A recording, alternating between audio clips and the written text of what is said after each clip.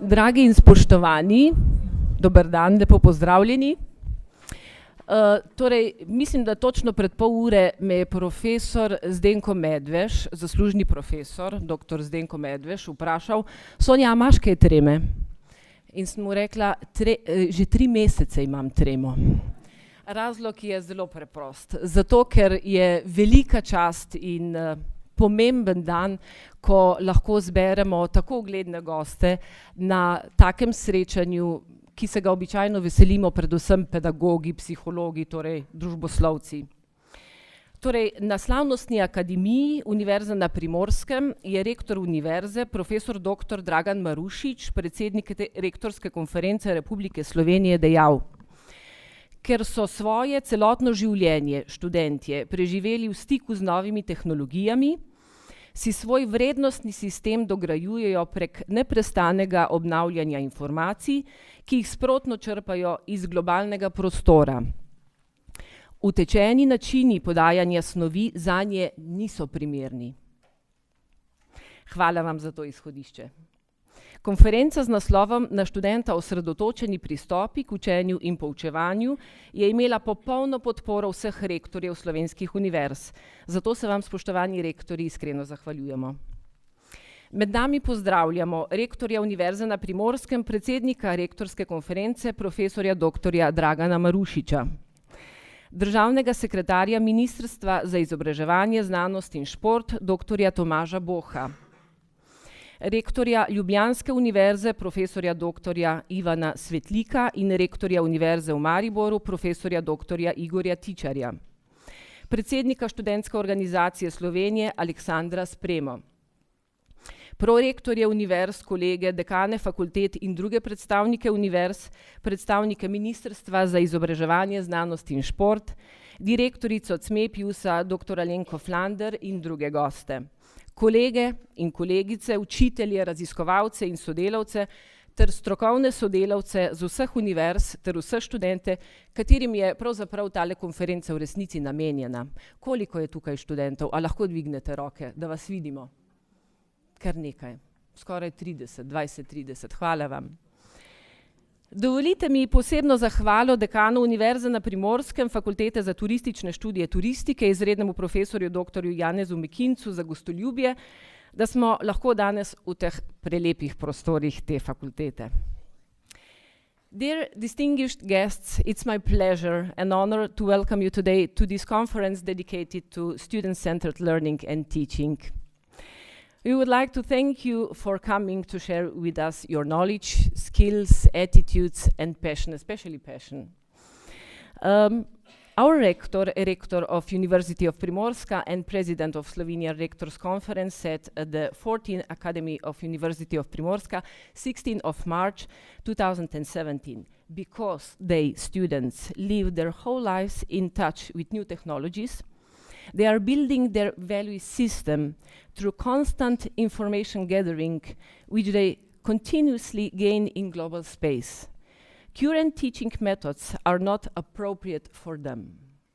Mislim, da se to še bolj jasno sliši v angleškem jeziku. Are not appropriate for them. Torej, official languages are Slovene and English. That's why we will smoothly switch from one language to another. Similar like in bilingual families, so I hope that we will understand each other. And please, those who are next to our guests from abroad, please help them to understand Slovenian language, because we know exactly that this language is very, very difficult to learn and to understand. Na začetku pa bi lepo prosila našega predsednika rektorske konference Republike Slovenije in seveda tudi rektorja Univerze na Primorskem, profesorja Dragana Marušiča, da nam spregovori nekaj besed, pa mislim, da bo to pomembno izhodišče za naprej.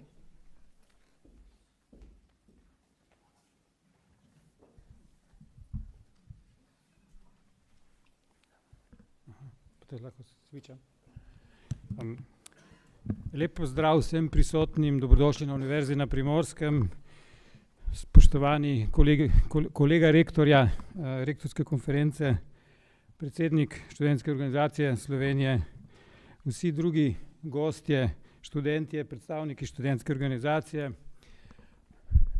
profesorji in vsi drugi, ki vam je mar za naše univerzitetno izobraževanje. Dear main speakers at the conference, welcome to the University of Primorska. It is a great pleasure and honor to have you here, and I'm really sure that something good will come out of this conference. Jaz sem se odločil, da bom si vzel to pravico in bom pokazal 5 sličic, pa mogoče kakšen podatek še gor, če lahko mogoče skrenem pozornost na nekatere točke, ki se mi zdijo pomembne.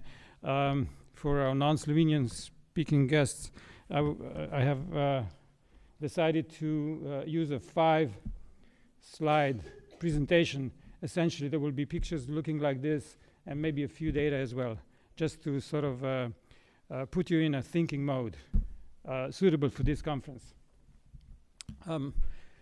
Torej, te 2 sličici se mi zdita, vsaj meni, indikativni.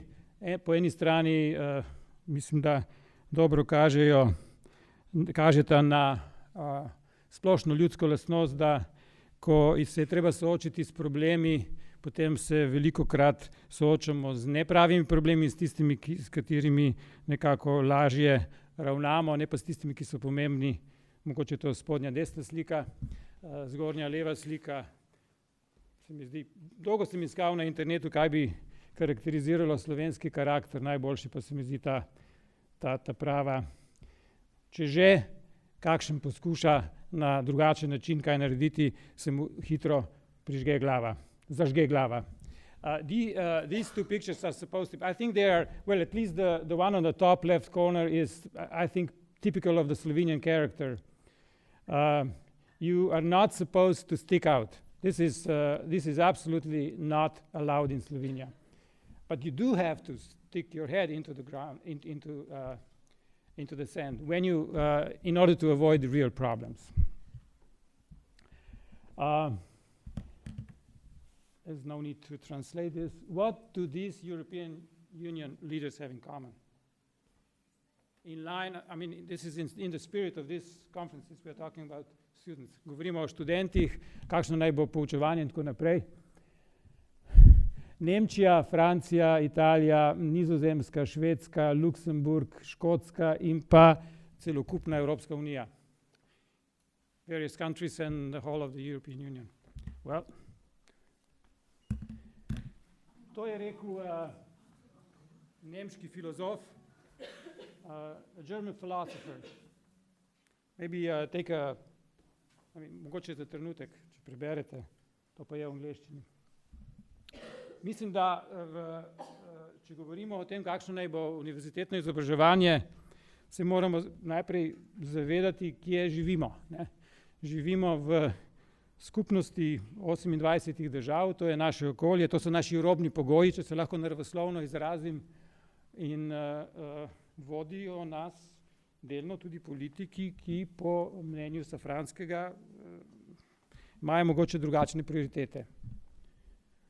Po drugi strani, kot je prorektorica povedala, naslednji slajd, the next slide will be about Generation Z. Sociologi veliko radi govorijo o pretoku generacij, kako se ene generacije razlikujejo od drugih. Velja nekako ne povsem malo fluidna definicija, kaj je, kdo so to. To so tisti, ki zdaj študirate ali pa šele prihajajo. Tale razpon ni povsem jasen, ampak mogoče bi ena splošna definicija bila tisti, ki so se že rodili v digitalno ero. Se pravi, Generation Z are those who have been born into the digital era. Some people say, well, those who were born in the 90s, early 90s, late 90s, ni važno. Dejstvo je, da če še niso na univerzi, pa prihajajo. Kaj je bistveno za te generacije? To je pa recimo druga stran te daljice. Na eni strani imamo voditelje, ki sem jih prej omenil, na drugi strani pa generacijo študentov bodočih, ki imajo nekaj karakterističnih lastnosti.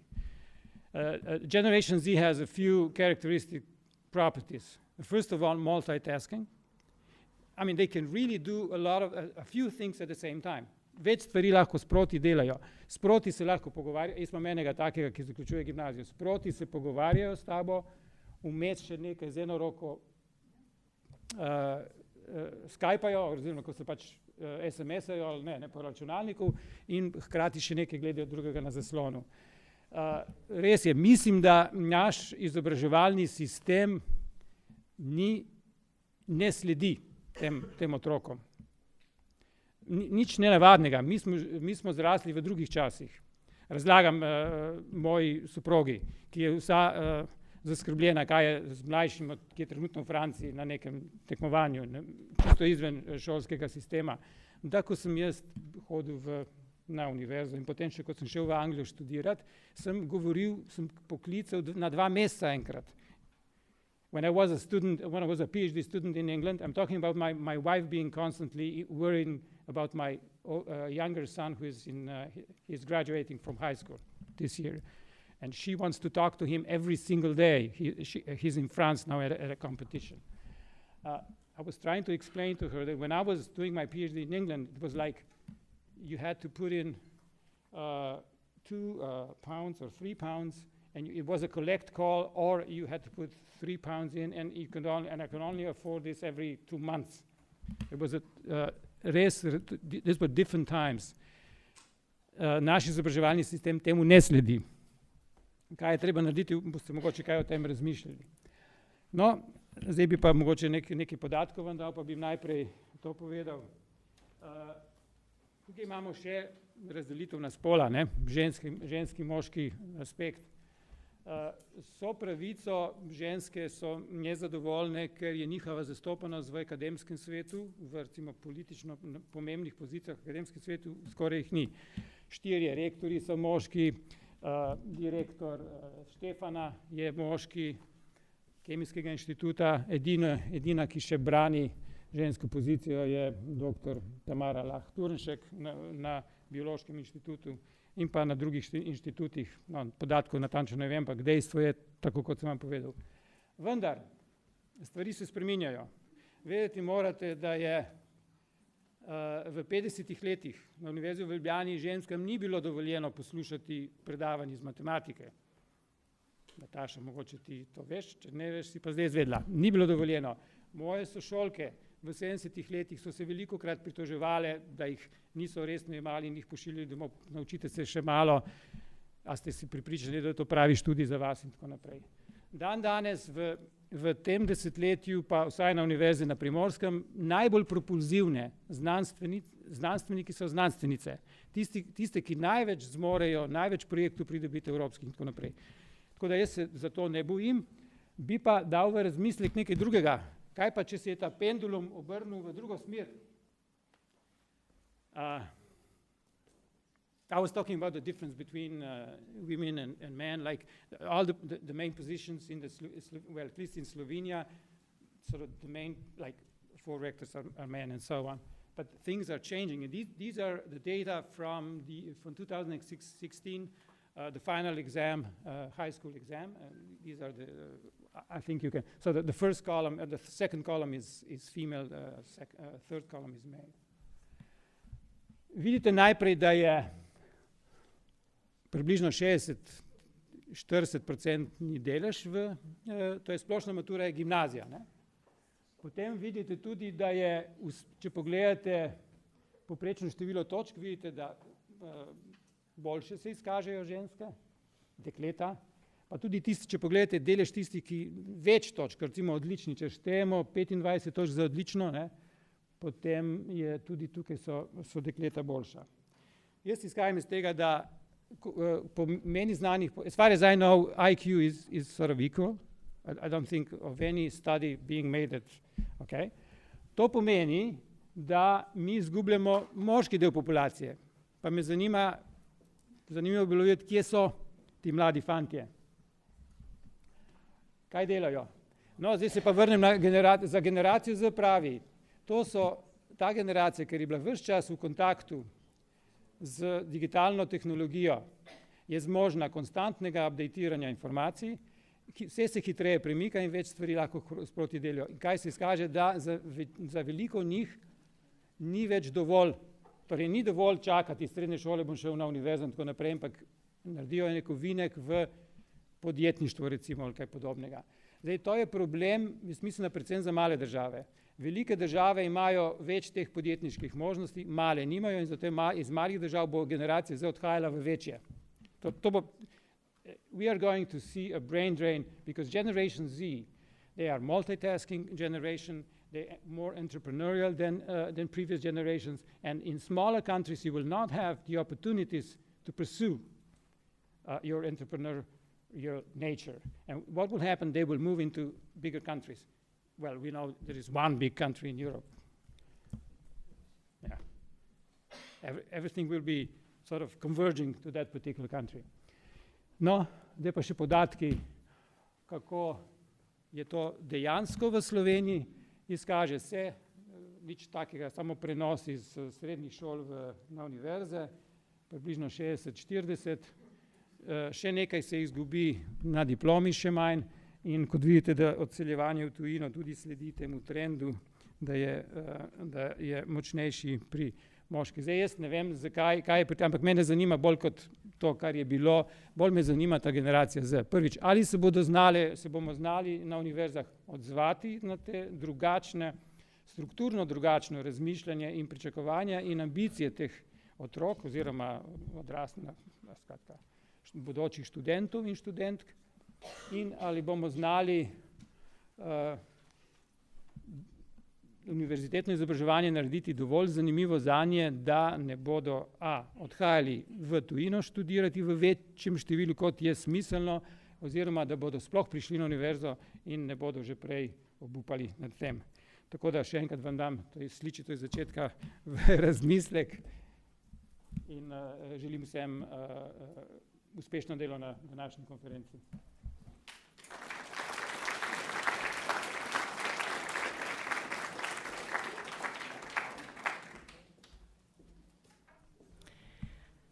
Najlepša hvala, spoštovani predsednik in rektor. Zdaj ste odprli več vprašanj, kot smo jih mi mislili.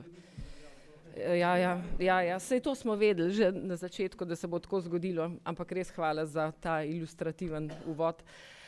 Zdaj bi pa prosil doktorja Tomaža Boha, državnega sekretarja z Ministrstva za izobraževanje, znanost in šport, za pozdrav oziroma vaše besede, ki so namenjene nam. Prosim. Hvala lepa za besedo. Spoštovani rektorji, spoštovani dekani, spoštovani študentje, spoštovani drugi udeleženci današnje konference, današnjega dogodka. Dovolite, da vam tudi v imenu Ministrstva za izobraževanje, znanost in šport in v imenu ministrice dr. Maje Makovec Brenčič zaželim dobro jutro in pravzaprav se vam zahvalim za vaš čas, ki ste ga namenili za udeležbo na današnji konferenci in seveda za priprave in organizatorjem pravzaprav za ves trud vložen v današnji dogodek. Brez dvoma, ko govorimo o akademskem, o visokošolskem prostoru prihodnosti, je nedvomno bistveno drugačen oziroma bo bistveno drugačen, kot je bil tisti, ki smo ga bili navajeni v času našega študija oziroma kot smo ga navajeni v današnjem času. Dejstvo je tudi, da bo pravzaprav celoten šolski sistem po celotni vertikali oziroma je že bistveno drugačen, kot je bil v preteklosti, in v prihodnosti bodo te spremembe še večje oziroma predvsem bistveno hitrejše. Naše ministrstvo se popolnoma zaveda tega, kar je rektor Marušič povedal v enem izmed svojih izjemno navdihujočih oziroma v eni izmed svojih izjemno navdihujočih tez, da seveda izobraževalni sistem v nobenem primeru se ne bo tako hitro prilagajal spremembam, kot se spreminja okolje oziroma njegove potrebe. Pa vendar v tem kontekstu bi rad poudaril nekaj reči, da naše ministrstvo se teh novih potreb, teh novih okoliščin v celotni vertikali izobraževanja dobro zaveda. Zaradi tega je morda potrebno izpostaviti, da je v kontekstu našega članstva v upravnem oziroma v izvršnem odboru UNESCO ena izmed ključnih tematik, za katero se pravzaprav zavzemamo in ki je tudi nekako rdeča nit našega delovanja v izvršilnem odboru, so nova učna okolja, odprti učni viri in tako naprej. Skratka, vpeljava vseh možnih oziroma čim večjega števila informacijskih tehnologij v izobraževalni proces in ne nazadnje zavedamo se, da mi tega ne bomo mogli izpeljati sami. Je pa ministrstvo tisto, ki mora vzpostaviti pogoje, da bodo pravzaprav kar se da v veliki meri in kar se da pravočasno in hitro te nove tehnologije, pristopi in vse, kar sodi zraven, uveljavljeni oziroma nekako implementirani v prakso. In z tega zornega kota je pomembno povedati, da je naše ministrstvo v letu, katerega smo pravzaprav na polovici in v prihodnjih letih skupaj z nekaterimi drugimi institucijami pripravlja različne razpise, ki poudarjajo oziroma katerih namen je finančno podpreti različne inštrumente odprtih učnih okolij, usposabljanja visokošolskih učiteljev in tako naprej. Verjamemo, da je to en izmed pomembnih korakov, s katerimi bomo pravzaprav odgovorili kot ministrstvo in ne nazadnje tudi kot sistem na izzive, ki jih pred nas postavlja čas in ne nazadnje tudi že omenjena generacija X oziroma generacija Z. Kar se tiče našega ministrstva, mislim, da je pomembno tudi to, kar vsi veste, v preteklem letu je bila sprejeta novela zakona o visokem šolstvu, ki v veliki meri, kar se tiče študijskih programov in tudi nekaterih drugih pomembnih tematik, daje več svobode oziroma avtonomije univerzitetnemu prostoru in univerzam. In ravno zaradi tega, ker se zavedamo, da lahko zgolj univerze in izobraževalne institucije na splošno vzpostavijo okolje, ki ustrezno naslavlja izzive, je še toliko bolj pomembno, da se srečujemo, da smo se srečali in da se verjamem bomo srečali tudi v prihodnosti, pravzaprav na takšnih dogodkih, kakršen je današnji. Univerzalna rešitev verjetno ne obstaja, ni enega odgovora na izzive, pravzaprav je mnogo oziroma več odgovorov, ki se praviloma med seboj ne izključujejo in praviloma niso samo zgolj eden pravilen in ostali napačni. Iz tega vidika je izjemno pomembno, da se na konferencah, na dogodkih, kakršen je današnji, prvič vzpostavi oziroma izpostavi ključne izzive, kar moram izjemno pohvaliti.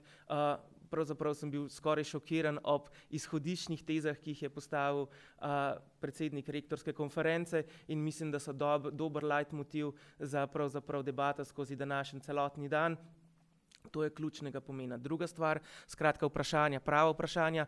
Druga stvar, pravzaprav različni odgovori na te teme, ki jih lahko prinesete na mizo zgolj z izmenjavo dobrih praks, vaših izkušenj in ne nazadnje verjamem, da bo to vrstna izmenjava informacij pripeljala do izboljšanja oziroma ustreznosti sistema, ne samo v Sloveniji, ampak tudi širše in brez dvoma vpetost slovenskega visokošolskega akademskega prostora v evropski visokošolski in raziskovalni prostor. Na tej točki bi vam zaželel vse dobro v današnjem dnevu, v aktivnostih in v pravzaprav stvarih, ki jih boste počeli na temo, ki bodo diskutirane tokom današnjega dne tudi v prihodnosti znotraj vaših institucij in vam seveda želim vse dobro in uspešno delo. Maybe just to address our guests from abroad. Please, I would like to thank you all to come to Slovenia to discuss this very important topic. It is important for Slovenian Ministry of Higher Education, Science and Sport as well. And actually I believe, already introduced several very important steps also in the novelization of the Higher Education Act, and we strongly believe that the exchange of good practices, exchange of information between higher education institutions, not only in Slovenia but also abroad, is important while we are all the part of the global digital space, digital academic area, and we believe that there are no national academic spaces, but it's only one global one. And if you would like to actually handle with the challenges already stressed by the president of the Rectors Conference, events like this one are of crucial importance. And I would like to thank you all to come to Slovenia and discuss these very important topics during this day. Thank you very much.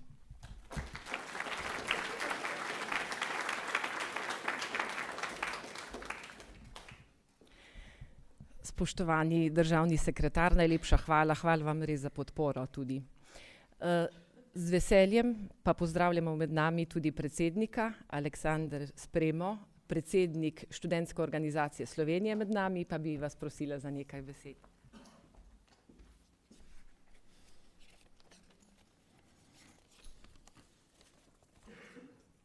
Spoštovani državni sekretar pri Ministrstvu za izobraževanje, znanost in šport, dr. Tomaž Boh, spoštovani rektor Univerze na Primorskem in predsednik Rektorske konference Republike Slovenije, profesor dr. Dragan Marušič, spoštovani dekan Fakultete za turistične študije turistika, profesor dr. Janez Mekinc, študentke, študentje, dame in gospodje. Spettabilissimo segretario di Stato presso il Ministero dell'Istruzione, la Scienza e lo Sport, dottor Tomaž Boh, magnifico rettore dell'Università del Litorale e presidente della Conferenza dei Rettori della Repubblica di Slovenia, professor dottor Dragan Marušič, spettabilissimo, illustrissimo preside della Facoltà degli Studi Turistici e Turistica di Portorože, professor dottor Janez Mekinc, egregie studentesse, egregi studenti, signore e signori. Na študenta osredotočeni pristop k učenju in poučevanju je koncept, ki ga je prinesel bolonjski proces, a je bil dolgo potisnjen na stran. Kritični smo bili do preoblikovanja študijskih programov, ki so bili pogosto osredotočeni na učitelje oziroma na zagotavljanje ustreznega obsega njihovih delovnih obveznosti. Pogosto se je to odražalo tudi v neustrezni obremenitvi in v neustreznih ECTS točkah, ki so v večji meri sledile delu učitelja, ne pa delu in obveznostim študenta. Veseli nas, da se to počasi spreminja, da se bo vrednotenje tudi ECTS točk, da se približuje dejanskemu stanju. Študenti pač radi potožijo, da je bolonjski proces, bolonjska reforma prinesla nove velike obremenitve, obvezna predavanja, obvezne vaje, obvezne seminarje, same obveznosti. Vprašanje pa je, ali so te oblike dela dejansko ustrezne vsem študentom v enaki meri in ali so to tudi vedno ustrezne glede na vsebino in naravo posameznih programov in predmetov, kot je tudi uvodoma ilustrativno predstavil profesor dr. Dragan Marušič. Da ne bomo samo kritični, smo tudi proaktivno pristopili k reševanju tega vprašanja skupaj s kolegi iz drugih študentskih organizacij po Evropi smo na krovni evropski ravni sprejeli tudi stališče do tega vprašanja in znotraj evropskega visokošolskega prostora smo iskali primere dobrih praks. Teh je veliko, moramo pohvaliti in verjamemo, da se tudi študijski proces v Sloveniji spreminja na boljše. Ne smemo pozabiti, da na študenta osredotočen pristop k učenju in poučevanju prinaša koristi vsem vključenim, ne samo študentom. Verjamemo, da tudi profesorji raje delajo z aktivnejšimi študenti in želeli bi si, da se proces, ki se je začel z bolonjsko reformo, pripelje do te mere, da bomo imeli dejansko kvaliteten, kakovosten študij na prvi, drugi in pa seveda tudi tretji stopnji. Ne bi preveč dolgovezil, vsem vam in vsem nam želim uspešno današnjo konferenco in se organizatorjem še enkrat zahvaljujem za povabilo. Hvala, grazie.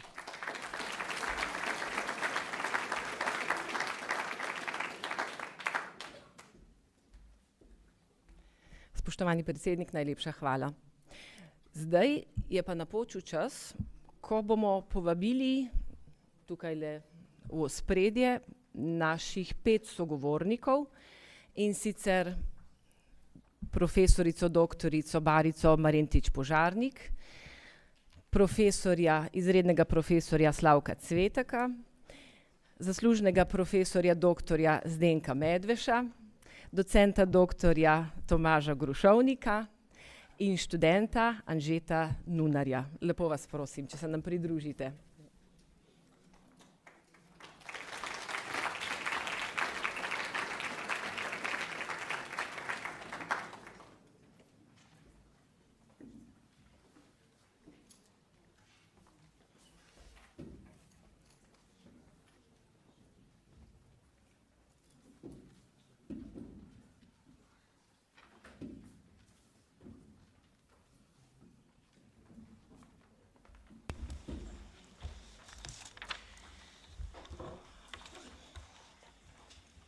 Lepo pozdravljeni v naši sredi. Moram priznati, da je to poseben dogodek, da smo uspeli zbrati za mizo profesorje, ki so se ukvarjali z visokošolsko didaktiko, načinom poučevanja že v 70. letih, nekateri v 80., nekateri v sodobnem, današnjem času. In to je zagotovo priložnost za nekakšno slavje. Kaj pa je pravzaprav razlog današnjega srečanja in diskusije, tovrstne, takšne, na nek način z veliko sogovorniki, ki imajo toliko za povedati, da bi lahko eden govoril 1 uro, 2 uri ali imel pravzaprav, tako, profesor Cvetek govori, cel dan bi lahko o tem govoril. Namreč mi imamo trenutno v Sloveniji vključenih približno 48% mladih ljudi v visokošolsko izobraževanje starih od 19 do 24 let. Mi ne želimo zagotavljati samo dostop do izobraževanja, pač pa želimo zagotavljati tudi kakovostno izobraževanje. Tretji pa je dejstvo, seveda, ki je bilo danes že večkrat omenjeno, da se danes mladi učijo na različne načine. Torej, verjetno so se učili ravno tako na različne načine v preteklosti, ampak predvidevam, da danes mladi to hitreje, lažje in bolj očitno pokažejo, da se nočejo več učiti tako, kot smo se učili pred tolikimi leti. Zato bomo poskušali danes v današnji okrogli mizi najprej predstaviti koncept na študenta osredinjenega poučevanja. Ta koncept je bil na nek način že znan v začetku 20. stoletja, predvsem na nižjih stopnjah izobraževanja, in seveda razmišljati o tem, kako se lahko ta koncept razvija v prihodnosti. Torej, z nami so Anže Nunar, trenutno zaključuje interdisciplinarni magistrski študijski program računalništvo in matematika na Fakulteti za matematiko in fiziko Univerze v Ljubljani. Ves čas študija je svoje znanje nadgrajeval na različnih projektih. Trenutno sodeluje z Upravo za jedrsko varnost Republike Slovenije pri razvoju komunikacijskega orodja za primer jedrske nesreče. Lani pa se je pridružil tudi projektu Mikrotransat Challenge, je pravilno, ki poteka pod vodstvom Univerze v Ljubljani v sodelovanju z Zavodom 404. Jaz mislim, da je Anže tista oseba, ki lahko pravzaprav največ pove o smiselnosti naše diskusije. Profesor Slavko Cvetek ima dolgoletne izkušnje z raziskovanjem in pedagoškim delom na področju visokošolske didaktike, še posebej z razvijanjem poučevalno-učnih strategij, ki so utemeljene v raziskovanju in podprte spoznanji znanosti o učenju. O tem je doslej objavil 3 knjige: Visokošolski kurikulum, Poučevanje kot profesija, učitelj kot profesionalec in Učenje in poučevanje v visokošolskem izobraževanju, teorija in praksa.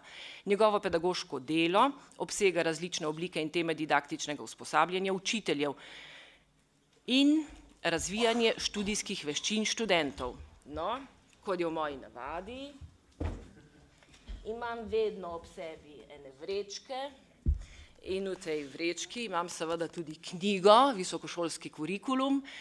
Profesorja Cvetka jaz sploh nisem poznala, spoznala sem ga preko te knjige in sem si mislila, tega gospoda je vredno spoznati. In ta knjiga je tudi na razpolago in si jo lahko ogledate v predprostoru. Profesor Barica Marentič Požarnik, zaslužna profesorica Univerze v Ljubljani, doktorica psiholoških in pedagoških ved, drugi doktorat ima iz visokošolske didaktike. Poučuje, raziskuje in objavlja na področjih psihologije učenja, učnih strategij in stilov, profesionalnega razvoja učiteljev, vzgoje za trajnostni razvoj in visokošolske didaktike.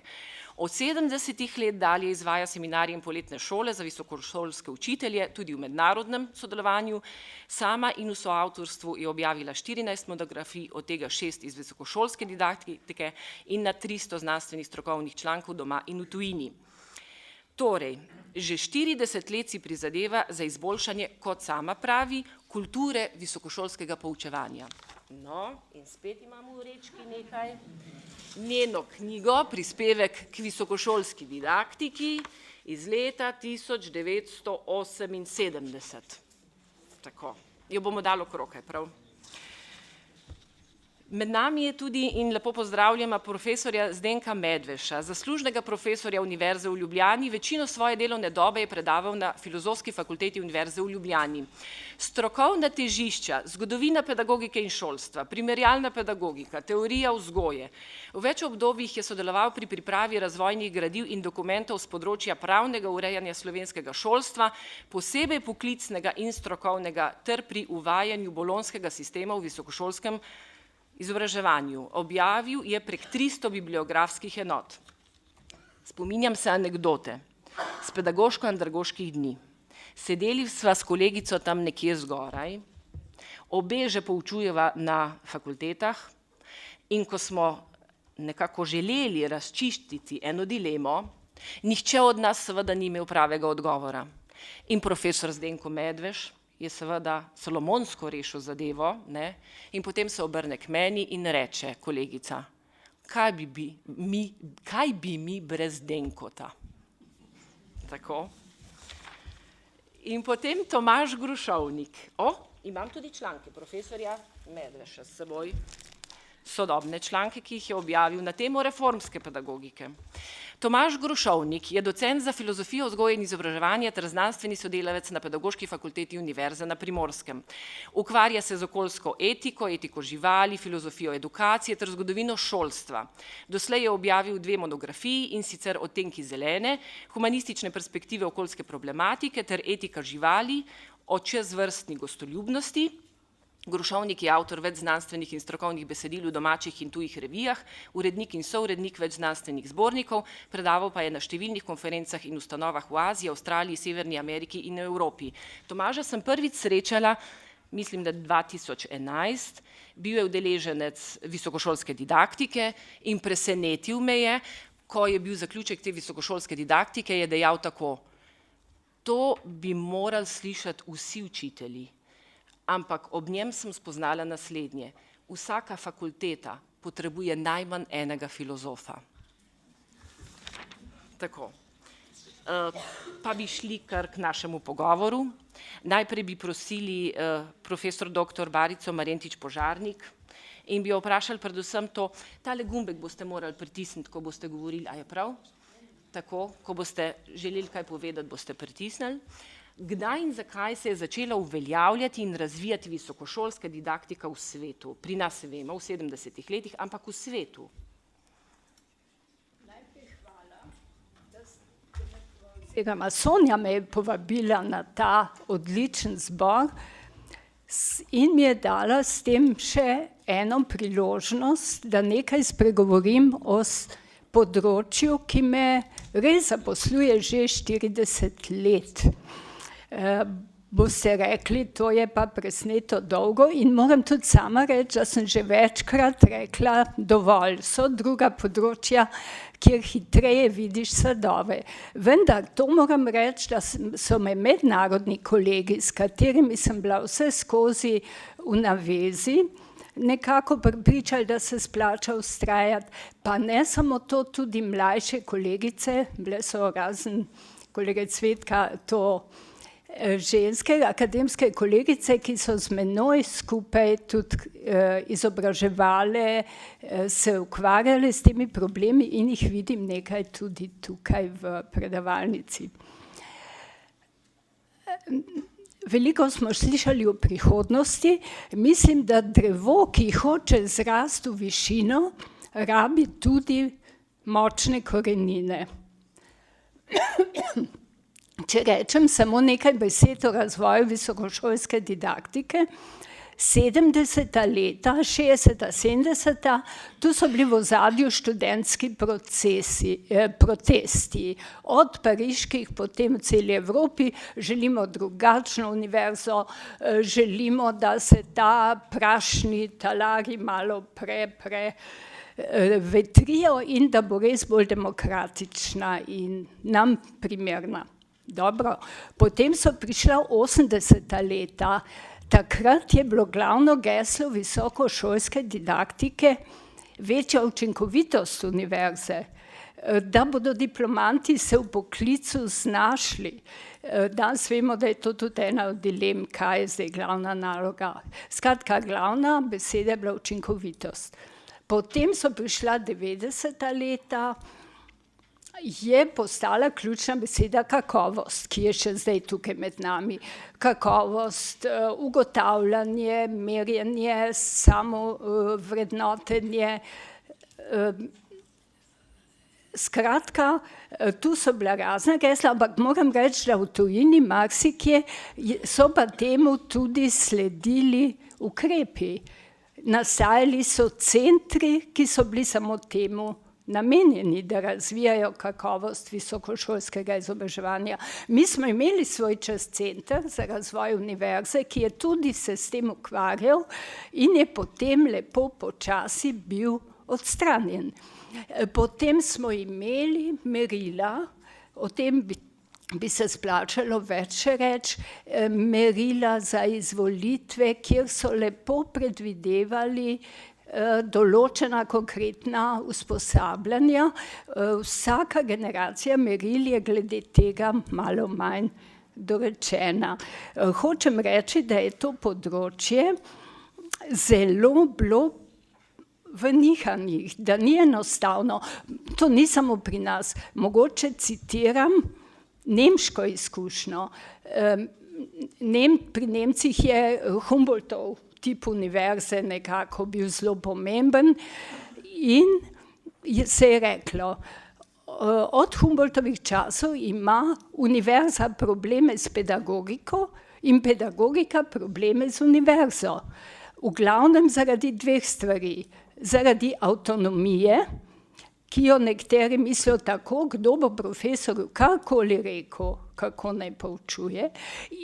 Avtonomija in postulat znanosti. Glavno na univerzi je znanost. No in če se ta dva postulata narobe razumeta ali pa absolutizirata, se izboljšanju pedagoškega procesa slabo piše. Zdaj bi vam glede na današnjo temo prebrala, ker to knjigo sem napisala na pobudo svojega spoštovanja vrednega mentorja, profesora Schmida, ki je leta 1973 prvo tako knjigo izdal in me je spodbudil. Bil je res mentor, kot mentori morajo biti. Poslušajte to v zvezi z današnjo temo. Ne zadošča več, da se študent nauči, kar je slišal na predavanjih in razbral iz študijske literature. Danes so v ospredju naloge, da v spoznavanju snovi razvijamo študentov študijske navade, kritično, samostojno in ustvarjalno mišljenje, zmožnost znajdenja v novih razmerah, uporabo naučenega v spremenjeni praksi, željo po odkrivanju novega, predvidevanje razvojnih tendenc in da bo med študijem pridobljeno znanje izhodišče za pridobivanje novega znanja. Tudi če čemu ugovarjate, nič ne rečete, meni se zdijo to dobeči. No, ampak to, kar je on poudaril, tako spremenjena koncepcija visokošolskega pouka za učitelje je pedagoško mnogo zahtevnejša v primerjavi s prejšnjo. To je hudo zahtevna vloga, za katero rabi učitelj podporo in v razmerah svojega dela in v usposabljanju. Zdajle vam pa še preberem en kratek odlomek seje Univerzitetnega sveta, maja 82, to je zdaj toliko in toliko let nazaj. Problematika pedagoškega usposabljanja predstavlja eno izmed najpomembnejših vsebinskih vprašanj na univerzi. Zato Univerzitetni svet predlaga, da se na osnovi poglobljene razprave bistveno dopolni in konkretizira predlog stališč in sklepov o izboljšanju kvalitete pedagoškega dela v visokem šolstvu. To so bili sklepi. Kaj hočem povedati? To je vse skozi z nami, vendar kaj narediti, da od izrazov, besed, terminologije, želja pridemo v resnične spremembe. Tukaj bi samo še citirala, zdaj, ko imamo zelo lepe tečaje osnov visokošolske didaktike, cel semester, akreditiran tečaj, imam privilegij, da tam delam z ljudmi, ki so res motivirani, ki si res želijo prenesti spremembe v svoje delo. In potem so pol malo vprašalniki, odkot imate pa pobude, to je težko delati. Glavna pobuda so študentje, ko začneš takole delati, ti pridejo nasprot. In kaj pa vaši kolegi, kaj pa vaši predstojniki, tu imam tale anketne odgovore, saj ne nasprotujejo, v glavnem so indiferentni. Lahko delam, kar hočem.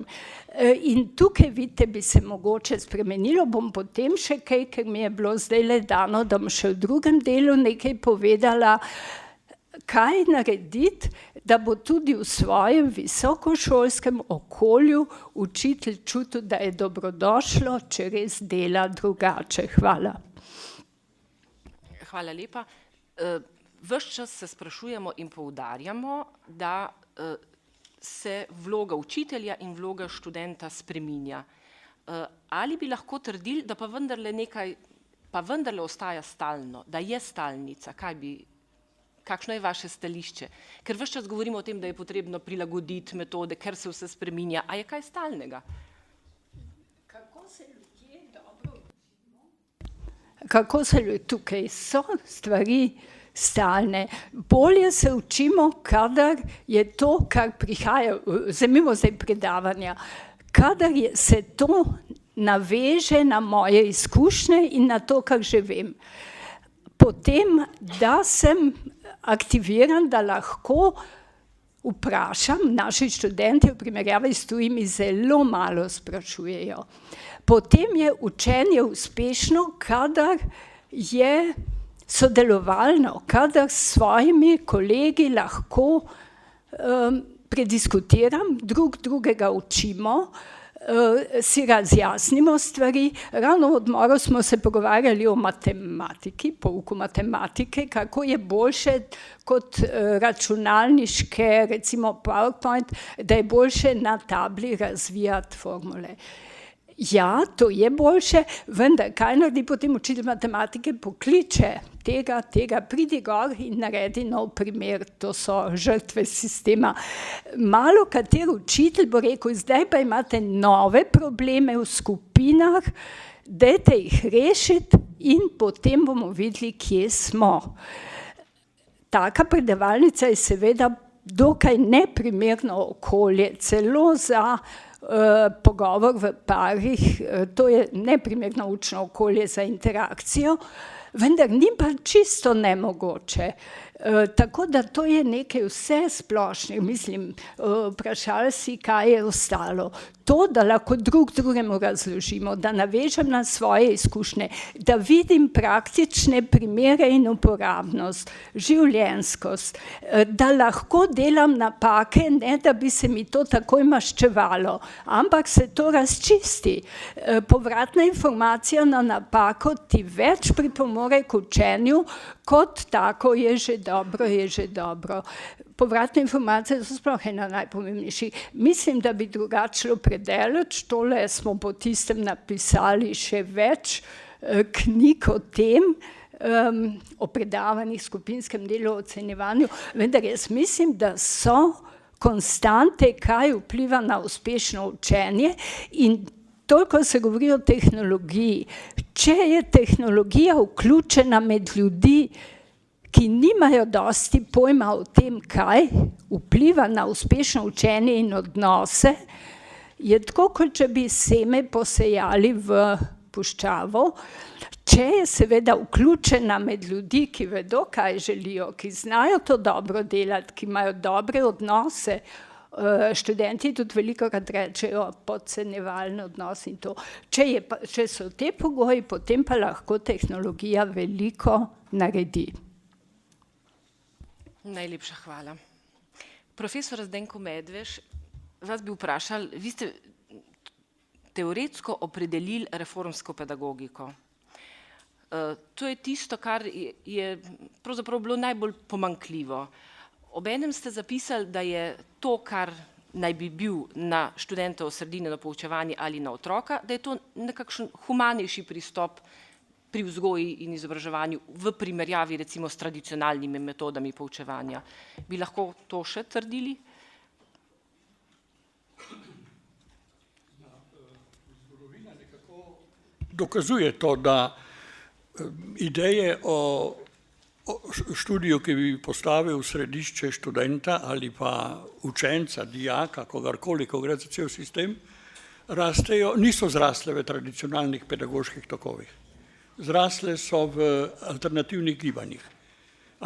Kolegica Barica je že omenila študentsko gibanje, recimo, ki se je v 60-ih letih tja v sredino 70-ih vleklo od Amerike prek Južne Amerike, se pravi ZDA, Južne Amerike, Azije, Evrope, je pustilo dosti jasnih spoznanj o tem, da reformska pedagogika, da tako rečem, ki so jo vodile te takrat alternativne skupine, torej ne neka uradna akademska pedagogika, to je razlika med recimo reformskimi procesi pred drugo svetovno vojno ali pa po njej, da te skupine pravzaprav niso obvladovale procesov.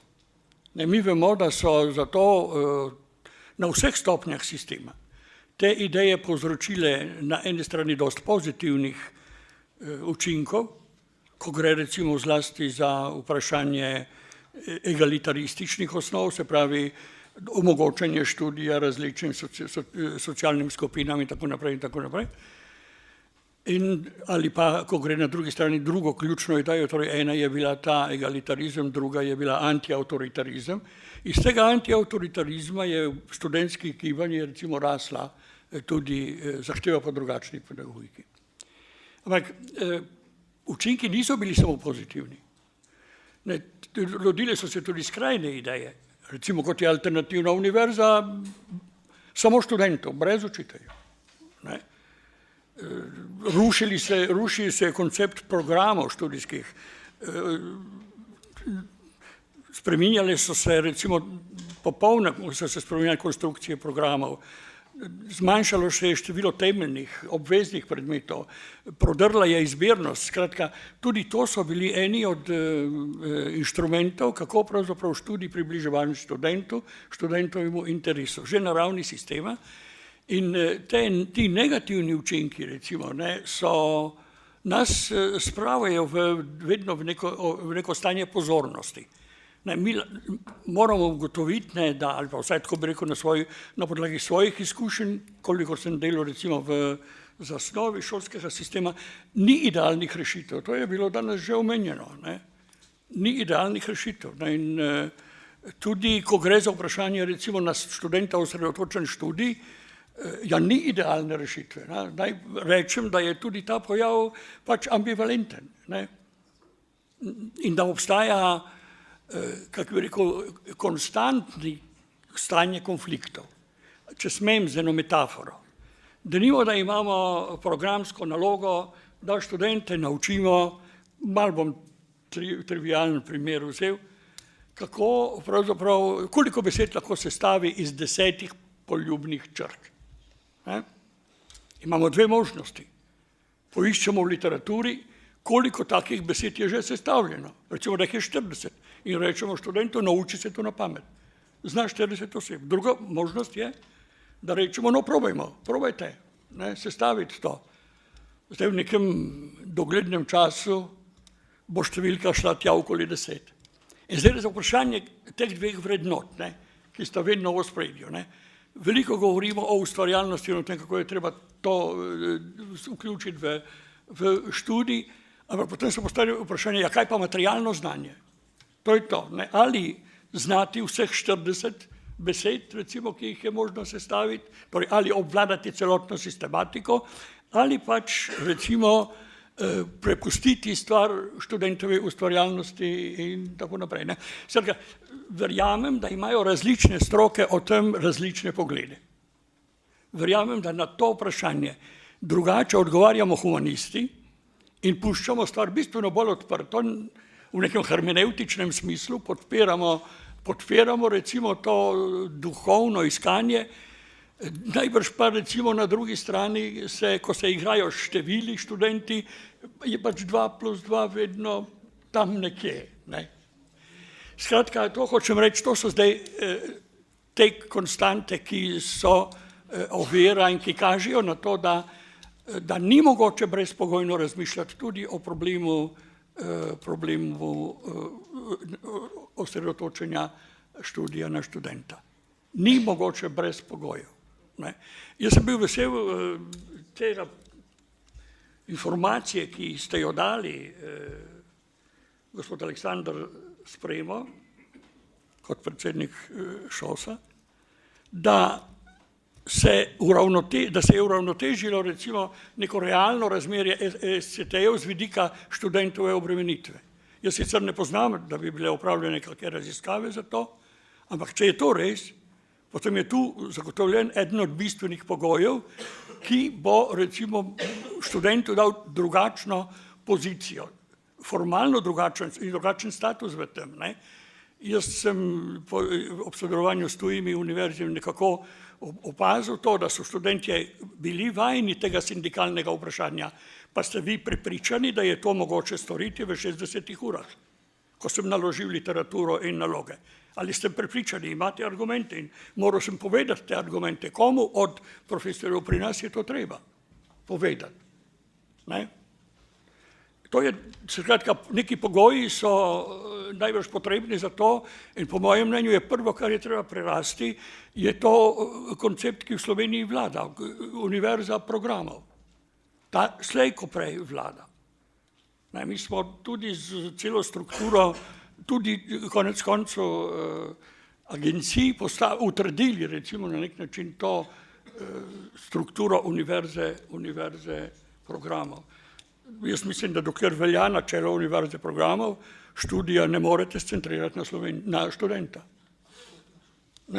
Skratka, neki predpogoji so potrebni, recimo. Ne samo ESCT, potrebno je recimo dati učitelju drugačno veljavo. Narediti najprej univerzo učiteljev, da bi lahko naredili iz nje univerzo študentov. Tisto, kar mislim, da je zame konstanta,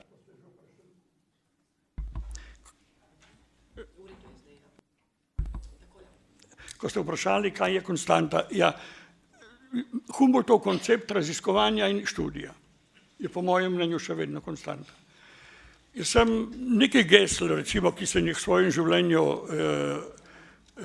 imel, je to, vprašanje je, kako zdaj gledamo raziskovanje in znanost, njeno pozicijo v univerzi. Če seveda znanost jemljemo kot fiksno, stabilno tvorbo, potem študent nima velike možnosti za aktivno vlogo. Če pa raziskovanje vzamem kot problem, jo pa ima, saj konec koncev je to fleksibilna kategorija.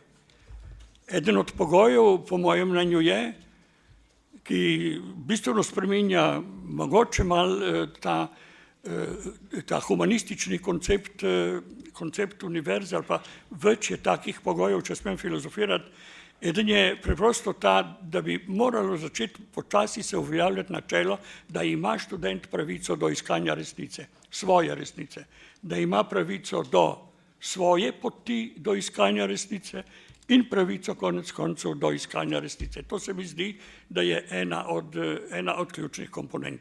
Seveda je ona povezana z mnogimi nevarnostmi, spet, ki jih poznamo iz časov alternativnih univerz, če hočete, pred 50 leti. Ampak mislim, da je to ena komponenta.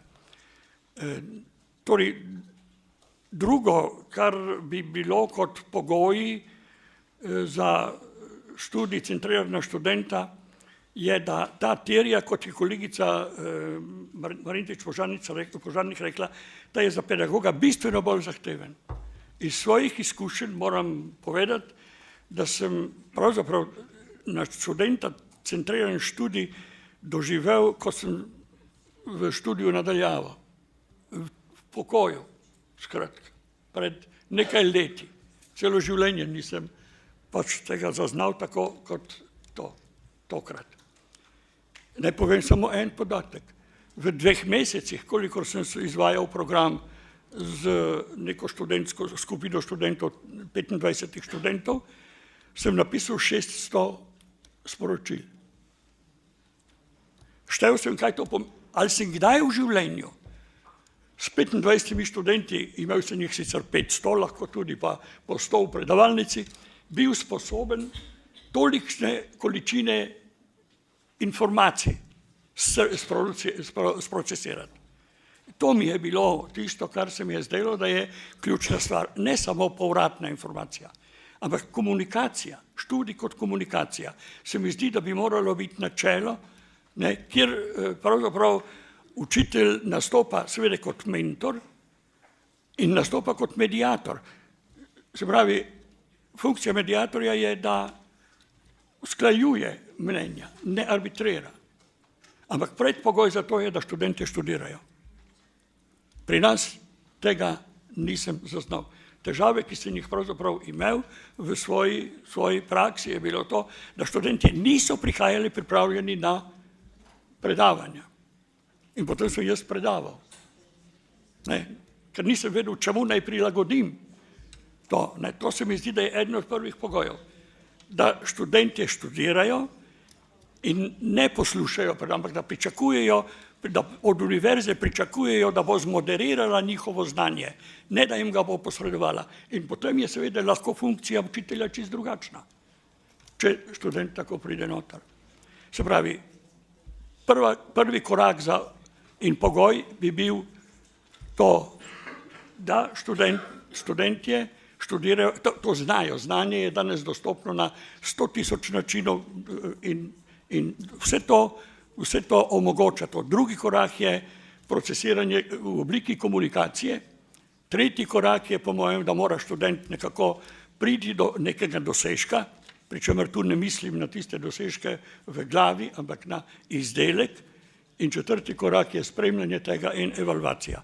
Meni je ta študij nadaljavo omogočal to spremljanje, ker je to omogočala tehnologija, ker je bilo zaznano v programu, koliko komunikacij je steklo med posameznim študentom in mano, med študenti in tako naprej.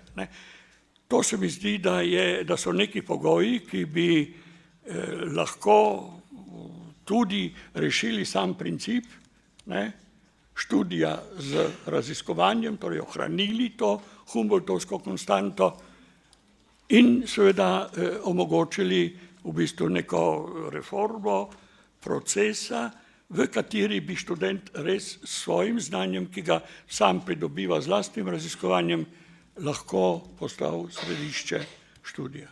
Hvala. Hvala lepa. Čeprav razumem, ste nam strukturirali, kako bi morali delovati v online okolju, pa tudi sicer, se pravi, študentje morajo študirati, če sem prav razumela. Potem je potrebno procesirati v komunikaciji, dosežek mora biti in potem je potrebno tudi spremljati in evalvirati. Se pravi, najmanj 4 elementi. In jaz mislim, da smo zdaj na točki, ko bi lahko vprašali profesorja Slavka Cveteka. Torej, če je temu tako, kakšna je razlika med učenjem in poučevanjem? Ta bo pa težka. Ta bo pa težka.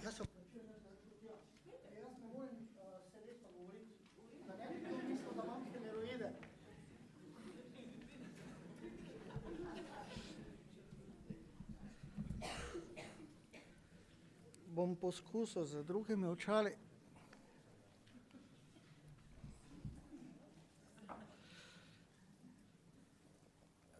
Imam švinglist. Jaz sem didaktik. V angleščini didaktik pomeni nekaj slabega. A didactician in English means something bad, boring. A German-centered part of Europe, this is the thing. Didactician tells you what to do. Da začnem na začetku. Učenje in študij. Študent mora študirati. V prvem letniku na filozofski, bilo je leta 70, sem slišal, na univerzi pa se ne boste učili, na univerzi boste študirali. Zdaj pa gledajte, kaj tam piše. Na učenje. In to je ena od neresnic. Študij lahko obvladujem, študiram počasi, hitro, po dnevi, po noči. Učenje se pa dogaja v glavi. In je v bistvu gre za učenje, zato je zdaj učenje v središču. Zato, ker tudi izraz na študenta osredotočen, zdaj, če ni, potem ni učenja. Če ni učenskega ali pa učnega procesa, potem učenja ni, in če ni učenja, ni naučenega in ni znanja. Ena bolj, jaz včasih uporabljam prispodobe. Nekdo je zapisal, pa bom to prispodobo še malo dopolnil, se pravi kakovost, kompetenca, odličnost, zdaj pa lahko dodam, je podobno kot resnica, pravica in kontakt ne leče v očesu tistega, ki gleda. Koncept na študenta osredotočenega učenja in ne pozabiti, večina angleške literature uporablja izraz student, ki se nanaša že na vso vertikalo, od osnovnošolca, srednješolca do tretjega življenjskega obdobja. To je student. En drug izraz je na učenca, oziroma ta izraz pa je bil pri nas prepovedan za visokošolstvo, je bil študent, ki ni bil učenec, ne? Se nauči, študent študira, se nauči, se potem ne zna. Je, svež, pazite, študiral sem celo noč, pa padel na izpitu. Ali pa študiral sem cel teden. Da ne bom predolg, povezanost med učenjem in poučevanjem v bistvu v zgodovini je vedno bila. Šele takrat, ko so jo razdelili z ustanovitvijo prvih univerz, se pravi pred 1200 leti je to šlo narazen. Nekdo je zapisal, od takrat, ko smo poučevanje ločili od učenja, imamo profesore, ki ne poslušajo, študente, ki ne govorijo. Povezanost poučevanja in učenja do pred nedavnim, tu hvala Bogu, bolonjskim procesom, ni bila predmet, to v bistvu nikogar ni zanimalo, kako poučevanje vpliva na učenje.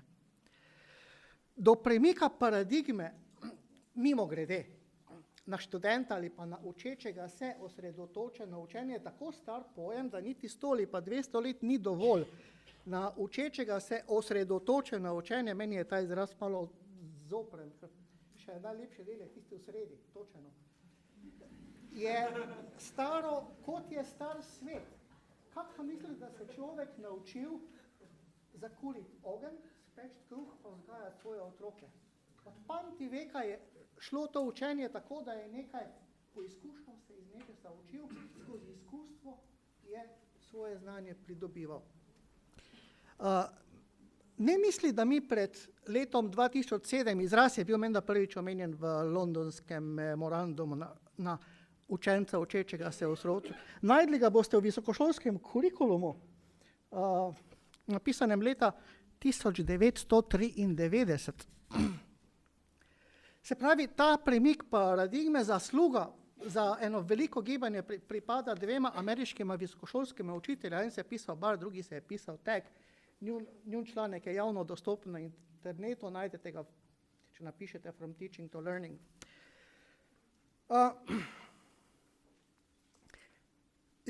Jaz bom zdaj povedal nekaj misli, oziroma danes bi rad niti ne toliko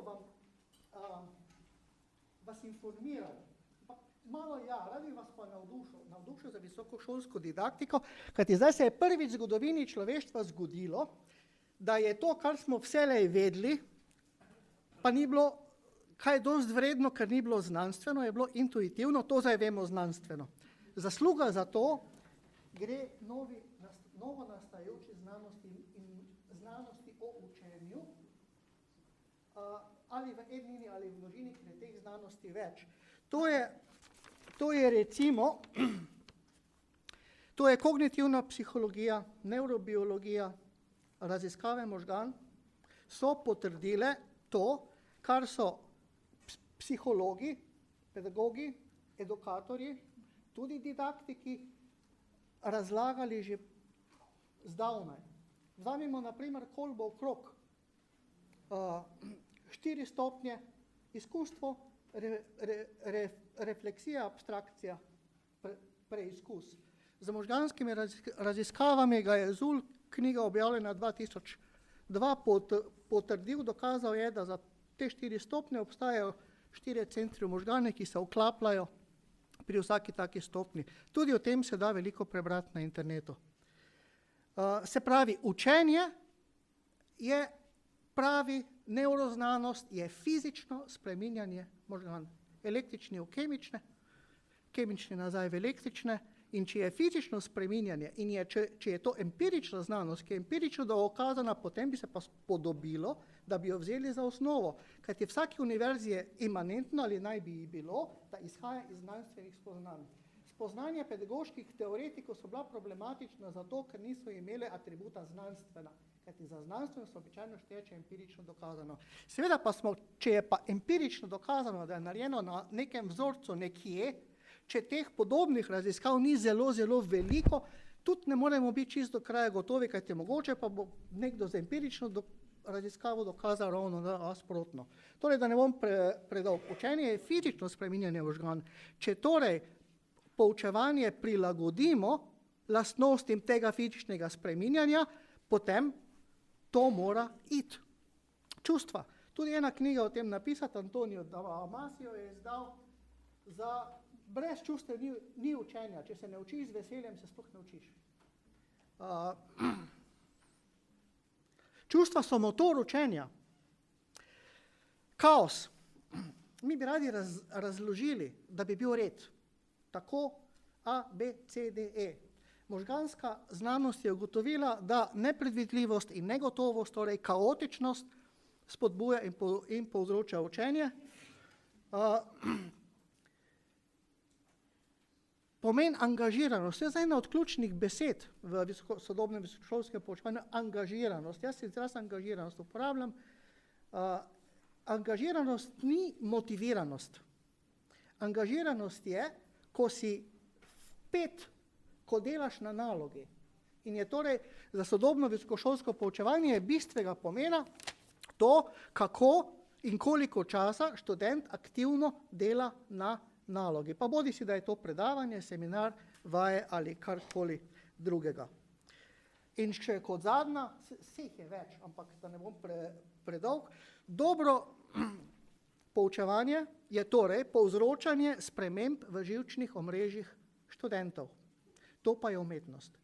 Torej, če za učenje je znanost te procese empirično dokazala, poiskala in torej vemo znanstveno, je pri poučevanju, sicer imamo tudi na osnovi empiričnih raziskav, vemo, katera vedenja učiteljeva povzročajo in spodbujajo učenje, vendar pa je, ker je pa vse tako od okolja odvisno, tudi od časa, tudi od vremena, da pa vedno ostaja neko nejasno mejno polje, kjer je poučevanje bo in bo vedno ostalo umetnost.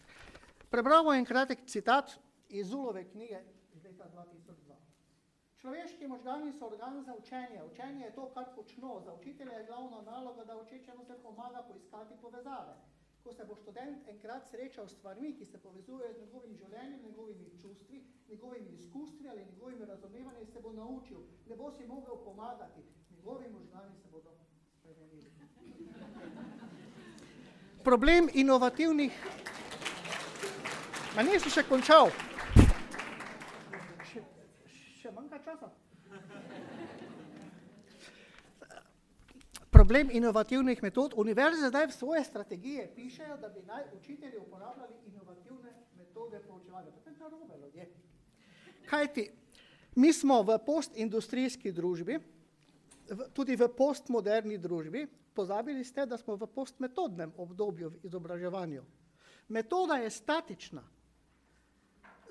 Daj mi metodo, pa jo bom uporabil in bom dosegel rezultate. Narobe. En učitelj lahko z eno metodo ima odlične uspehe, drug učitelj za to isto metodo nima nobenega uspeha. Ta uganka je že stara, pravijo Estevikova teorija iz leta 1977. Metoda A je nasprotje teoriji B, je nasprotje metodi B, kako lahko potem učitelj en, ki uporablja metodo A, dosega dobre rezultate, enako pa tudi on, ki uporablja metodo B. To ne deluje. Obstajajo zgolj metode. Inovativnost je v njihovi uporabi, se pravi, je odvisna od konteksta. Šele na delu, torej v interakciji s študenti, bo učitelj ugotovil, ali je metoda, ki jo uporablja, deluje in bo na tej osnovi lahko metodo zamenjal, nadomestil. Ne da več ni metod. Zdaj je na delu eklekticizem, torej malo ovo, malo ono, ampak to ni dovolj. Na delu je načelni eklekticizem. Torej ne teorija kot teorija, bolje je sestopiti iz teorije na načelo. Načela pa so vedno bila v veljavi. Za dobro poučevanje mi načela poznamo in poznamo jih že par 100 let.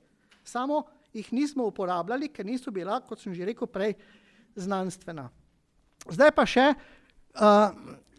sem vam pa dolžen dati, ker bi radi imeli te pedagoške inovacije, jaz jih bom povedal, 6 jih je, prosim ne polemizirajte z menoj, ker jih nisem jaz napisal, polemizirajte z njihovimi avtorji, pa tudi nimam časa. Torej, 6 inovacij. Prvič, ne razlagaj, pika, to je napisal Zul. Ja, torej, kaj pa naj delam v razredu, če ne razlagam? Oziroma, razlagaj tako, da ne razlagaš.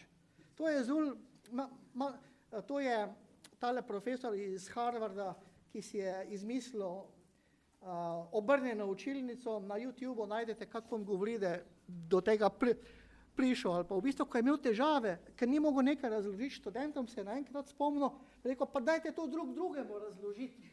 In je naenkrat videl, je nastal en šum in akcija je bila in je v bistvu videl, da študentje nekatere stvari drugemu lažje razložijo in rodilo se je vrstniško poučevanje. On je avtor tega. Vrstniško poučevanje ali pa angleško peer teaching.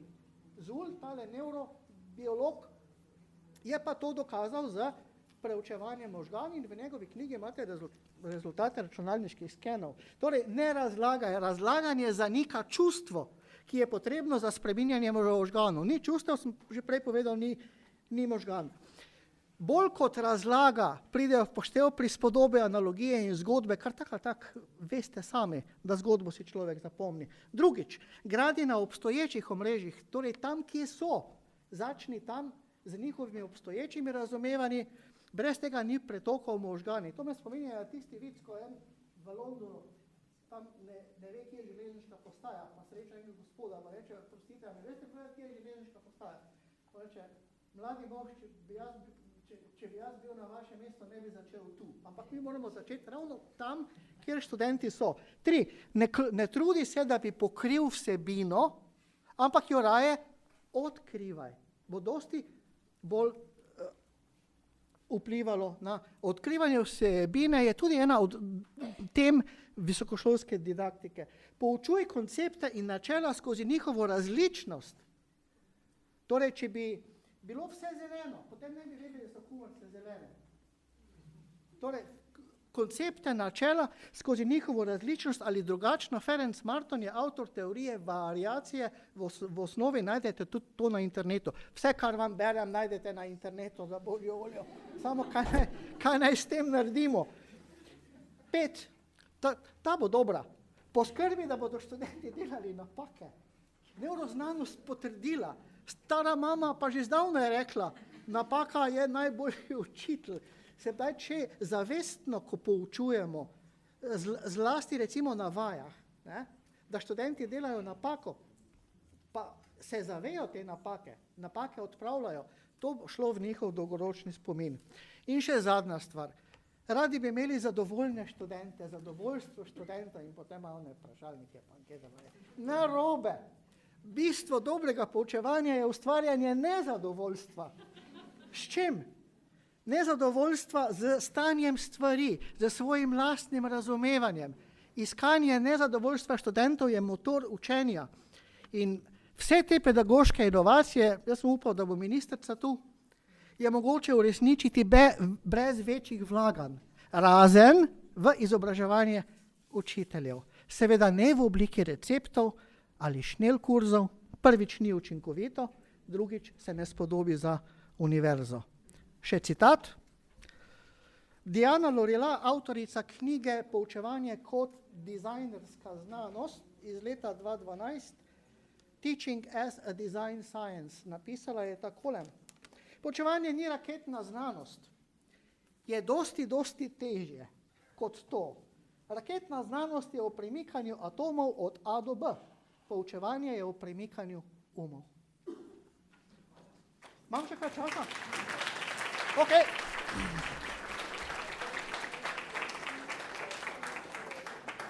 Najlepša hvala za razsvetlitev. Zdaj bi pa prosili profesorja Tomaža Grošovnika, da bi nam spregovoril o svojem pojmovanju razmerja med temeljno in aplikativno znanostjo oziroma njegovo stališče v zvezi s tem je že večkrat zapisal v svojih prispevkih. Torej, kako vidite to razmerje v učilnici? Ja, najprej najlepša hvala za povabilo. Sem zelo vesel, da sem tukaj. Lep pozdrav tudi vsem ostalim. Ja, res je. Jaz sem se, kar se tiče vprašanj povezanih z edukacijo, ukvarjal z tem vprašanjem razlike med temeljnim in aplikativnim znanjem. Zdi se mi, da marsikaj, kar bom povedal, je pravzaprav to, kar lahko navežemo na marsikaj, kar je bilo že danes rečeno. In sicer mogoče je pa zastavljeno malenkost bolj radikalno in sicer v tem smislu, da jaz mislim, da je ta dihotomija, ta razlika pravzaprav netočna in na nek način napačna. Zakaj? Preprosto zato, poglejte, če imamo mi neko znanje, ki ga ne znamo uporabiti, takrat znanje sploh nimamo. Vsako znanje nosi s sabo že način svoje aplikacije. To lahko zelo enostavno pokažemo že s tem, če se vprašamo, kdaj znaš besedo miza? Takrat, kadar znaš zvok, takrat, kadar znaš črke, ali takrat, kadar znaš to besedo uporabljati. Reči, aha, to je miza, ne vem, na smučarski skakalnici je miza. Skratka, v tistem primeru ti neko znanje zares imaš, kadar ga znaš uporabiti. In tukaj se mi zdi težava v tem, ko delamo to res veliko razliko med teoretičnim znanjem na eni strani in praktičnim znanjem na drugi strani, kot da med tema dvema ne bi bilo nobene povezave, kot da bi bila tukaj ena zelo velika vrzel in potem govorimo več prakse in manj teorije, pri čemer bi morali ravno obratno reči, da je potrebno več kakovostne in bolj praktične teorije. To je neka mogoče čisto osnova, iz katere sem jaz izhajal. Se pa kaže tudi recimo potem že pri financiranju recimo znanstveno-raziskovalnih projektov, kjer se gre čedalje bolj v te ideje aplikacije praktičnosti, ker pa se mi zdi, da delamo eno veliko in hudo napako. To je v tem, da skušamo vse narediti neposredno koristno, na ta način, kakor si mi danes v tem trenutku predstavljamo to, kar je koristno. Težava pa je seveda v tem, da mi ne vemo, s kakšnimi izzivi se bomo soočali že čez 20, že čez 10 let, ne vemo, kaj bo prišlo. Svet se izjemno hitro spreminja in če se mi osredotočamo na to, kar je mogoče danes koristno, to ne bo več sploh uporabno čez 5-2 leti, mogoče že ne. In tukaj jaz rad dam en primer, tak zelo praktičen primer, in sicer recimo tega, da vas vaš pametni telefon lahko pelje na pico. Če ste lačni, lahko nesete v aplikacijo, iščete neko gostilno, kjer boste pojedli pico in seveda s pomočjo GPS signala, navigacije vaš telefon pelje na kosilo. In zdaj sporočilo tukaj od zadaj je sledeče. Takšna aplikativnost ne bi bila mogoča, če ne bi obstajal en piflar, Riemann, v 50 letih 19. stoletja, ki se je ukvarjal v tistem času z popolnoma neuporabno stvarjo, in to so neeuklidske geometrije. Skratka, izjemno teoretična stvar, nikogar njegova dizertacija ni zanimala, nihče je ni bral, hišnik je celo njegove papirje vrgel v smeti, zaradi tega danes je velik delež njegovega znanja popolnoma izgubljen, ker to ni nikogar preprosto zanimalo. Šele ko je prišel Einstein z splošno teorijo relativnosti, se je pokazalo, da je ta Riemann izjemno pomemben in da pravzaprav ni mogoče konceptualizirati Einsteinovih idej brez njegovega teoretskega orodja. Ampak tudi, ko je prišel Einstein, njegova teorija ni imela nobene praktične vrednosti do 90. let prejšnjega stoletja, ko so se začeli razvijati GPS sistemi. Zakaj? Zaradi tega, ker čas na satelitih teče počasneje kot na Zemlji in morate upoštevati vsa ta orodja, če želite, da vas vaš GPS pelje na pico v vaš telefon. Skratka, hočem povedati tole, da je ta povezava med znanjem, med tem, kaj je koristno, kaj ni koristno, veliko bolj kompleksna kot to, kar se nam v nekem trenutku recimo zdi. In mi ne moramo imeti dobre prakse, to je v pogovoru, ki smo ga imeli na terasi, že profesor Cvetek povedal, da je vsaka dobra teorija tista, ki je povezana z prakso, da je teorija brez prakse tako rekoč nema, ampak velja pa tudi obratno, praksa brez teorije je pa tudi slepa. In mi kadar dostikrat slišimo tale poziv, da moramo se več ukvarjati z prakso, bodimo praktični. Ampak poglejte, nekateri ljudje se s poučevanjem ukvarjajo mogoče že celo svojo kariero, 20-30 let, pa so mogoče slabi. Se pravi, imajo ogromno prakse, ampak če ta praksa ni informirana, če ne spoznavaš novih stvari, je lahko, ne služi ničemur.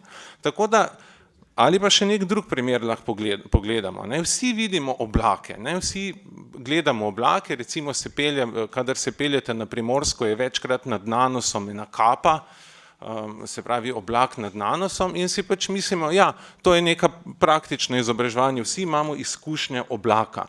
Ampak v čem je stvar? Če vi ne poznate, če vam nihče ni povedal, kaj je to adiabatsko ohlajanje, da zrak takrat, kadar se dviga, se tudi ohlaja in se voda skondenzira, kadar se pa spušča, se pa segreva in voda zopet izgine, ni megle, boste mogoče mislili, da je takrat, kadar je na nanosu kapa, zgoraj mirno vreme. Kar sploh ne drži, ampak močno piha. Se pravi, vi lahko imate zelo empirično, praktično izkušnjo nečesa, ampak če nimate informacije od zadaj, je pravzaprav ta izkušnja napačna. In ta preplet med teorijo in prakso je dosti bolj zapleten, kot se nam na prvi pogled zdi, po mojem mnenju je lažen. Lažen v tem smislu, da ni velike razlike med teoretičnim in praktičnim znanjem, ravno zaradi tega, ker vsaka dobra teorija je tista, ki je zelo praktično neposredno uporabna.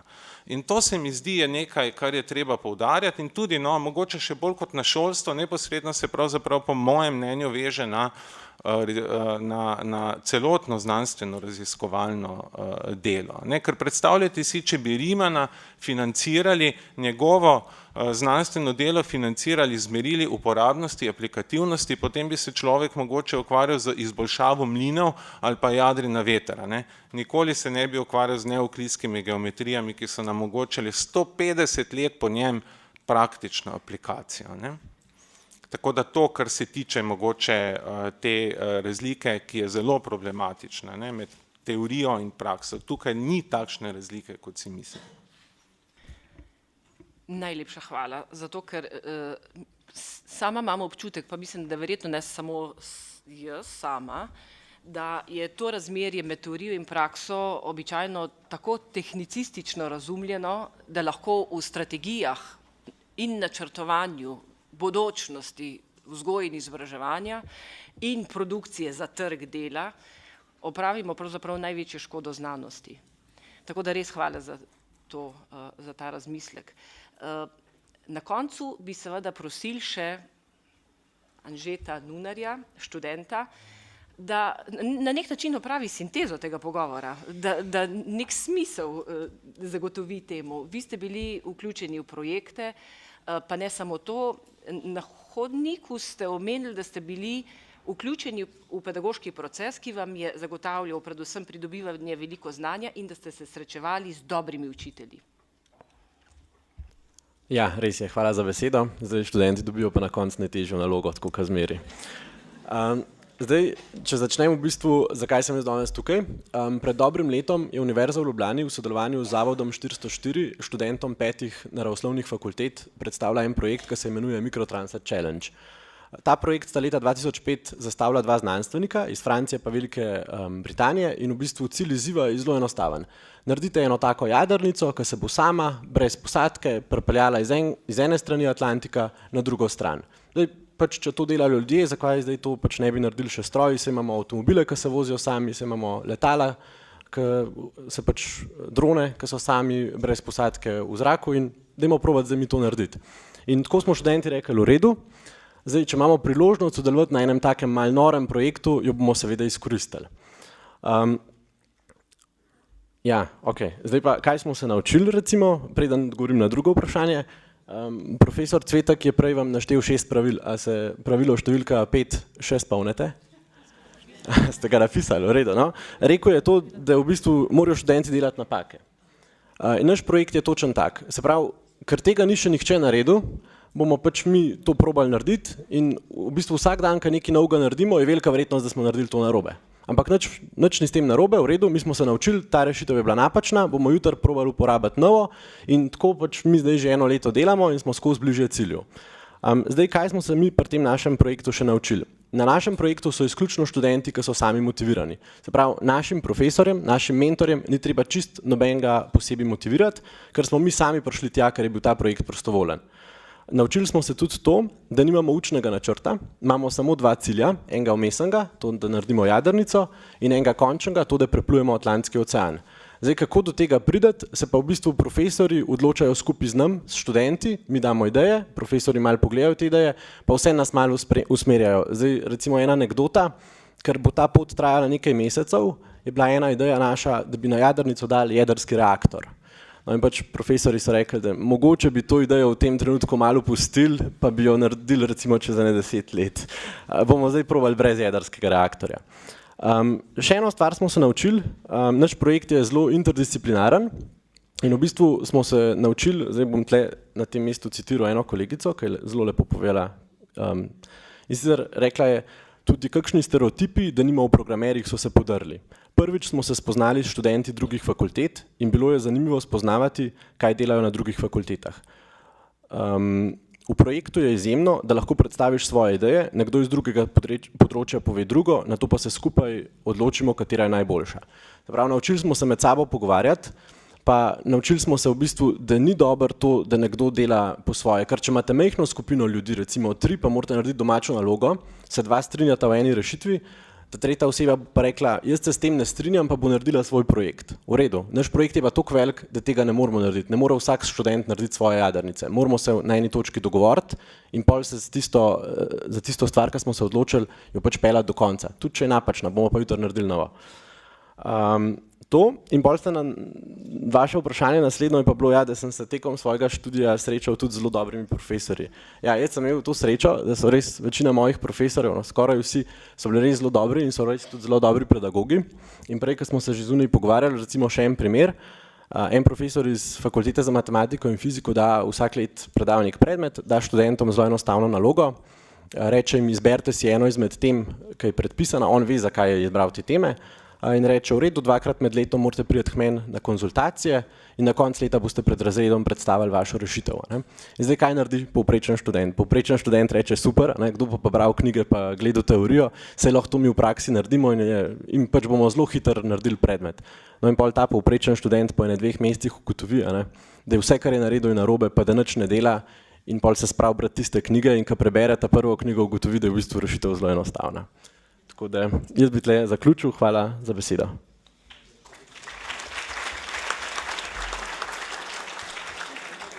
Hvala lepa. Glede na to, da nas je sicer tukaj le kar nekaj, bi zaključno misel vam prepustila. Zanima me v resnici vaše sporočilo in sicer učiteljem, odločevalcem, rektorjem.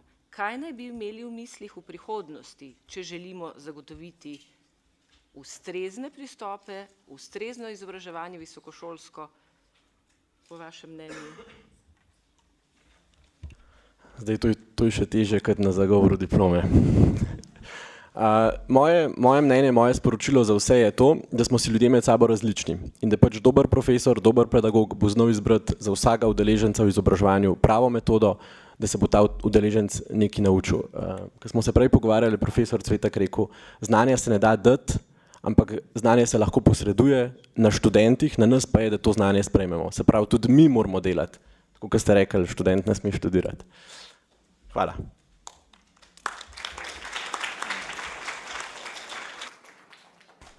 Najlepša hvala. Kot ste se prepričali, so naši sogovorniki tisti, ki imajo skorajda vse odgovore na vprašanja, čeprav sami govorijo o tem, da odpirajo in ne dajajo in ne razlagajo. Zato, kot se reče v anglosaksonskem svetu, please use and abuse them during the break. So ask them what you would like to know. In če kakršnakoli vprašanja niso bila razčiščena, če ste karkoli želeli še izvedeti, se pravi, je zdaj pravi čas, zato ker imamo pauzo od do, ne od, pač pa do 11:30 na terasi, ampak vas lepo prosim, da ste točni. Hvala vam.